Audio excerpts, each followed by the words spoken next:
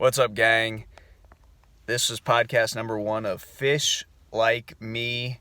I'll tell you real quick who I am and what I'm trying to accomplish with this podcast. First, I'm a diehard tournament fisherman. I've been doing it for 16 years now. I'm 31 years old. I've been fishing tournaments since I was 14. So my favorite thing about fishing is the outdoors and getting to spend lots of time outside. And I would consider myself an outdoorsman, but I am not a hunter. I've never been hunting. I respect hunting.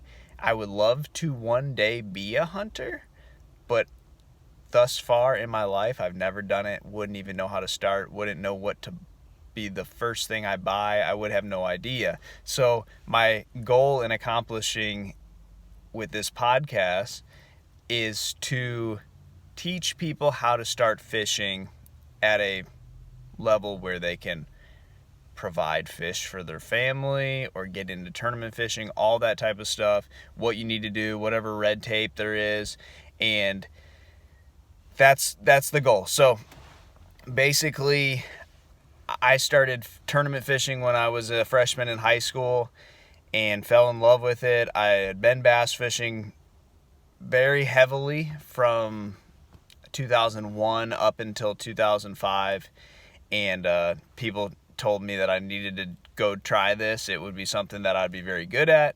And by the time I turned 14, 15, whatever it was, started winning some money in tournaments. So my resume is I've won a BFL as the boater. I have won a series event, which is like a regional pro-am type tournament. I've won that as an amateur. The Costa Series on Lake Gunnersville in 2015. My regional win was at a BFL, which is like the best guys from each state. And I won that in Kentucky on the Barron River in 2017. And I also won a college national championship back when college fishing was right on the cutting edge in 2011 on Lake Lewisville near Dallas, Texas. So that's my resume. I fish anywhere from 20 to like 10, 15 tournaments a year. I've been doing that, like I said, since 2005. And I've won a bunch of money and have done pretty well with it. So to start, if you're looking to get into bass fishing, the first thing you need to do is make sure you're following all the laws, which there's not many, but there are some. So you got to buy a fishing license. Most in-state fishing license is fairly reasonable. Like here in Alabama, I think it's $13 a year. And that's all you really need. When you buy a boat, there's a few other things you need to have. You need to have your boat registered, and you need to have that up to date every year as well. But again, not a big deal. If you're just getting started, you don't need a boat. So make sure you buy a fishing license. Now, fishing rods and reels. This is where it starts to get complicated, but it's not complicated at all. A bass rod is typically anywhere from 6'6" to about 7'6", and a great all-purpose rod is medium heavy. So most people probably know that. If they don't, that's it. And a good reel. My gear is anything around $80. That's how I gear it. If it costs $80, it's probably not significantly worse than a $120 reel. It's just a price point thing. So $80, you're gonna have a pretty solid reel that should last you at least 5 to 10 years, if not longer. So rod and reel. Do I need a bait caster? Do I need a spinning? Here's the deal. Bait caster has strong gears. If you were to winch your boat up on the trailer, you're not going to winch it with a spinning type reel. You have no power with the reel. You know, people that saltwater fish and use spinning rods and reels, you're basically doing the work with the rod and you're not doing it with the reel. That's because a lot of saltwater fishing is open water. You're not pulling the fish out of heavy cover.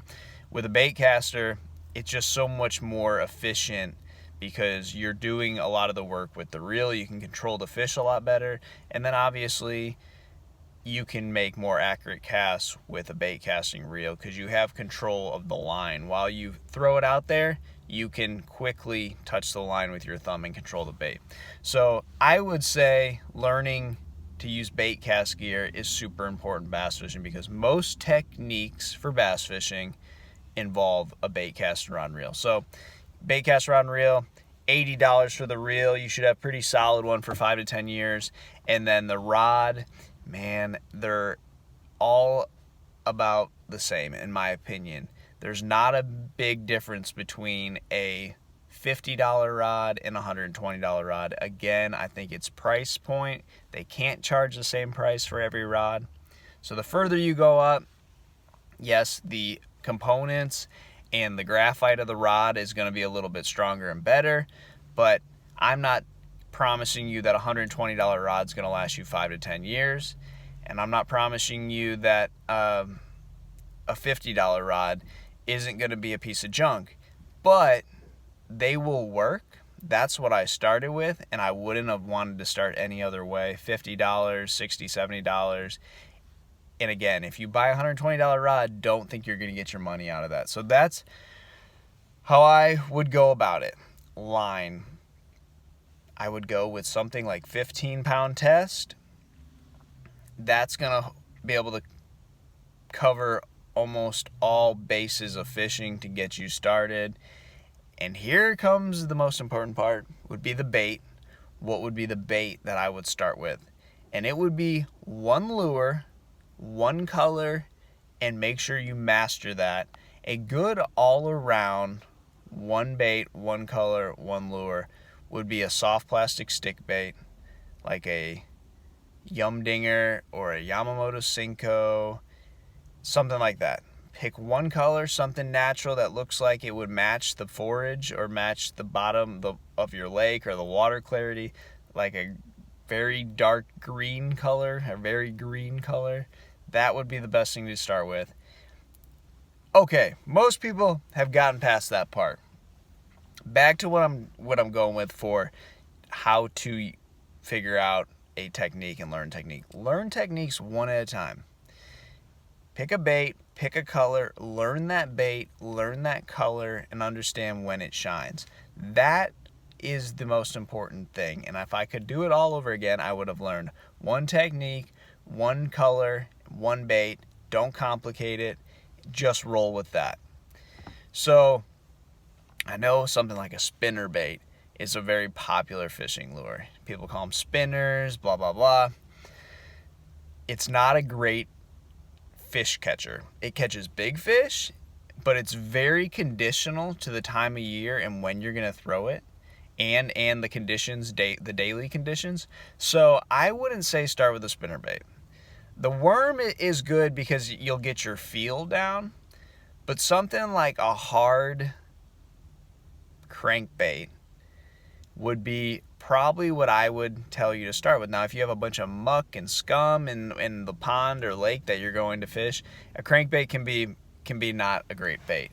But when it comes to learning something that works year-round and catches fish in almost every condition, a crankbait, like a square bill crankbait or a medium diving crankbait, something that dives in between 6 to like 2 feet, would be what I would tell you to start with. That would be most beneficial long term, would be to learn how to throw a crankbait.